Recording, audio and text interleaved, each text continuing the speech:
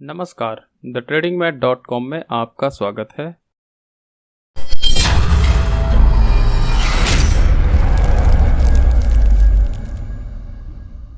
आज के वीडियो में हम बात करेंगे सिक्योरिटीज मार्केट में अवेलेबल अलग अलग प्रकार के फाइनेंशियल इंस्ट्रूमेंट्स के बारे में। सिक्योरिटीज मार्केट में बहुत सारे फाइनेंशियल इंस्ट्रूमेंट्स अवेलेबल हैं, लेकिन हर एक इंस्ट्रूमेंट का रिस्क और रिटर्न कैरेक्टरिस्टिक्स अलग अलग होता है, जिनको ध्यान में रखकर एक निवेशक अपने निवेश के लिए सही इंस्ट्रूमेंट्स का सिलेक्शन करता है। अक्सर ऐसा देखने को मिलता है कि जिस इंस्ट्रूमेंट में जितना अधिक रिटर्न देने की संभावना होती है, उतना ही अधिक रिस्क निवेशकों को झेलना पड़ता है। आगे आने वाले वीडियोस में हम सभी मेजर इंस्ट्रूमेंट्स को डिटेल में एक्सप्लोर करेंगे। तो चलिए आगे बढ़ते हैं और आज सबसे पहले बात करते हैं इक्विटी शेयर्स की। हमने पिछले वीडियो में बात किया था कि जिस किसी को भी फंड रेस करनी होती है, वो सिक्योरिटीज जारी करके फंड रेस करते हैं। उसी प्रकार किसी कंपनी को अपने बिजनेस एक्सपेंशन के लिए और अधिक फंड की जरूरत होती है। ऐसे में वह कंपनी अपने कुछ शेयर्स को पब्लिक में बेच देते हैं, जिनसे कंपनीज को आसानी से फंड मिल जाता है। इक्विटी शेयर्स जो हैं वो शेयर का सबसे पॉपुलर प्रकार है। आमतौर पर हम जिन शेयर्स की बात करते हैं वो इक्विटी शेयर्स ही होते हैं, लेकिन हम इक्विटी कहने के बजाय सिर्फ शेयर ही कहते हैं। शेयर का मतलब होता है हिस्सा। अगर सिंपल लैंग्वेज में समझे तो जब कोई व्यक्ति या संस्थान अपनी कंपनी में निवेश बढ़ाने के लिए अपनी कंपनी के मालिकाना हक को बेचता है, उसे ही हम शेयर कहते हैं। या फिर ऐसा कहा जा सकता है कि किसी बिजनेस वेंचर की एक छोटी सी हिस्सेदारी या फ्रैक्शनल ओनरशिप को इक्विटी शेयर्स कहते हैं।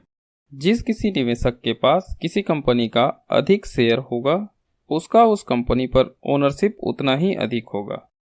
अगर कोई निवेशक किसी कंपनी के शेयर खरीद लेता है, इसका मतलब यह हुआ कि उसे उस कंपनी का फ्रैक्शनल ओनरशिप मिल चुका है।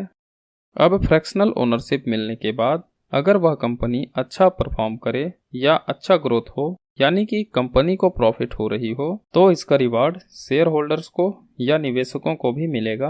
क्योंकि कंपनी अच्छा ग्रोथ कर रही हो तो उस कंपनी के शेयर का प्राइस भी बढ़ता है।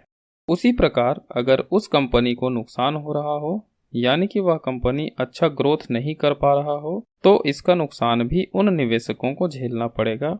क्योंकि अगर कंपनी को नुकसान हो रहा हो तो उस कंपनी के शेयर का प्राइस भी कम होते जाता है। अब बात करते हैं कि इक्विटी शेयर्स को इशू कौन करता है। इक्विटी शेयर्स को कंपनी द्वारा इशू किया जाता है। इक्विटी शेयर्स में दो प्रकार के इन्वेस्टर्स शामिल होते हैं, इंडिविजुअल इन्वेस्टर्स और इंस्टीट्यूशनल इन्वेस्टर्स। इंडिविजुअल इन्वेस्टर की बात करें तो इसमें भी दो प्रकार के इन्वेस्टर होते हैं, जो कि रिटेल इन्वेस्टर होते हैं और दूसरा HNIs होते हैं। HNIs का मतलब होता है हाई नेटवर्थ इंडिविजुअल्स, जिनका कैपिटल रिटेल इन्वेस्टर्स के मुकाबले काफ़ी ज़्यादा होता है। उन्हें HNIs या फिर हाई नेटवर्थ इंडिविजुअल कहा जाता है। अब बात करते हैं कि इक्विटी शेयर के ट्रांजैक्शन में कौन कौन से मीडियम शामिल होते हैं। इक्विटी शेयर्स डायरेक्टली कंपनी और स्टॉक एक्सचेंज के द्वारा इशू किया जाता है। अब बात करते हैं रेगुलेटर्स की। इक्विटी शेयर्स को रेगुलेट करने का काम कंपनी एक्ट के रेगुलेटर्स और सेबी यानी कि securities and exchange board of India का होता है। इस प्रकार से सिक्योरिटीज मार्केट में इक्विटी शेयर का ट्रांजैक्शन होता है। उम्मीद करता हूं कि हमारी ये वीडियो आपको पसंद आई होगी। अगर वीडियो इन्फॉर्मेटिव लगी हो तो प्लीज लाइक कीजिएगा, और अगर पसंद नहीं आई हो तो डिसलाइक जरूर कीजिएगा। वीडियो को अंत तक देखने के लिए धन्यवाद।